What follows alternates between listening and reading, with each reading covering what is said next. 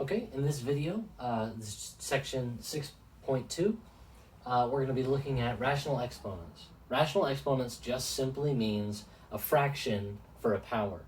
So x to the a over b. And we want to discuss what that means. And so the a here is going to be the power. The b here is going to be the root.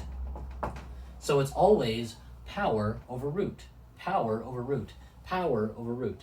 And I'll probably say that 1,000 times before we're done, but power over root. And it's really interesting because if we know that this is the power and we know that this is the root, we can rewrite this in a different way. This is the exponential form. This is the root form. So my x can go here. My root, power over root, remember root is on bottom, root goes here. And my power, there's two options for power. Okay, option number one is this thing, where the power can go inside.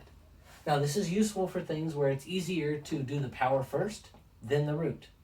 But what if it's easier to take the root first, then the power? Then we can simply flip it and put the power on the outside. So I have two options. Option one, power inside. Option two, power outside. Okay, so to look at some examples of what this might look like, 3, sorry, I'm doing power, I forgot, 3 to the 1/3. Okay, well, what's the power? 1. Power, 1. What's the root? 3. Root, 3. So 3, third root goes here. Root always goes here. 3 and the power of 1. Now, do I have to write the power of 1? I don't have to write the power of 1. So I could simply leave it like this. Okay, another example would maybe be something like x to the 5 halves. X to the 5 halves. Now, how can I take x to the 5 halves and rewrite this? Well, I can just simply say power over root. Root always goes first. Root, square root, x to the 5th power. Now, why didn't I write the 2? Because once again, the root by itself is understood to be this square root. So it's understood that this is the square root. So we have 5th power, square root. Okay, and this is true for every single fractional power, every single rational exponent we can rewrite in this manner. Now, once again, just because this is a fraction, it does not mean that we're going to all of a sudden forget our exponent rules. So remember before we had a negative exponent, we moved it to the bottom. So the same thing applies. Just because it's a fraction doesn't mean we disregard those rules. So that means I can have a negative become positive exponent if I move it to the bottom, and so that's x to the a over b. But we know a is power. We know b is root. So this is really 1 over the b root of x to the power of a.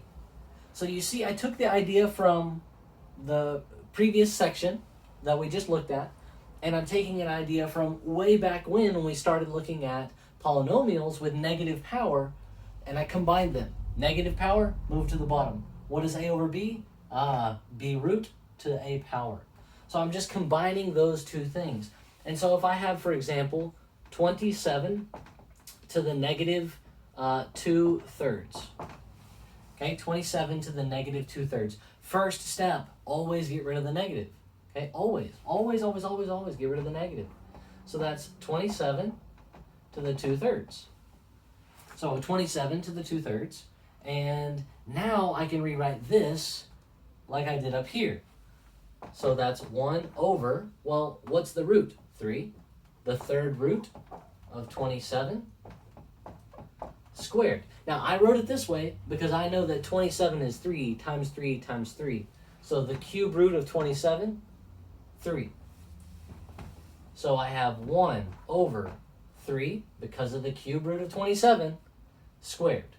Well, what's 3 squared? 9. So 1 over 9. Okay, so going from here to here is 1, 2, 3, 4 steps. But it's the same process that we did before. We just have to remember that process. Going negative, move to the bottom. The new thing that we did in the previous piece where I said the fraction becomes power over root. So here's our root, here's our power. The cube root of 27 is 3. We still have the power. The power didn't go anywhere. The power's still here. And so then I have 1 over 9. Now, the laws of exponents still apply. So all of those things that we looked at before, where we said like, oh, we're adding 2 bases, we get to multiply the power. That's still true. We're dividing 2 bases, we get to subtract the power. Still true. All of those laws that we talked about before with polynomials, right before we talked about polynomials, are still true in this section. So just remember that just because it's a fraction, it doesn't mean that those rules change. And so here's an example. 5 to the 1/2 times 5 to the 3/2. Okay, 5 to the 1/2 times 5 to the 3/2. Well, the rule about multiplying bases is adding power. Okay, well that's 5. What's 1/2 plus 3/2? Well, that's 4/2. Okay, well what's 4 over 2? 2. So that's 5 squared. What's 5 squared? 25. Okay, so we just have to remember those rules. Now, I do understand that sometimes adding the fractions here may be something that we're still 100% on, but that's okay. Remember, add fractions. We talked about that at the very, very, very beginning of the semester. We're going to keep coming back to that. So adding, subtracting fractions, that's still going to be something that we're going to be doing. But another rule I just want to highlight, make sure that we understand, I don't know, something like 6 to the 3/2 to the 1/4. Remember, a power to a power, what do we do with powers? Well, if we raise a power to a power, we multiply. So I need to multiply these 2 powers. So I have the same base, right? The base doesn't change. I'm just multiplying power to a power. What is 3 times 1? 3. What's 4 times 2?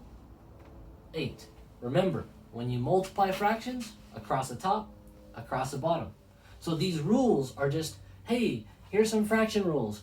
Hey, here's some exponent rules. Put them together and you got this.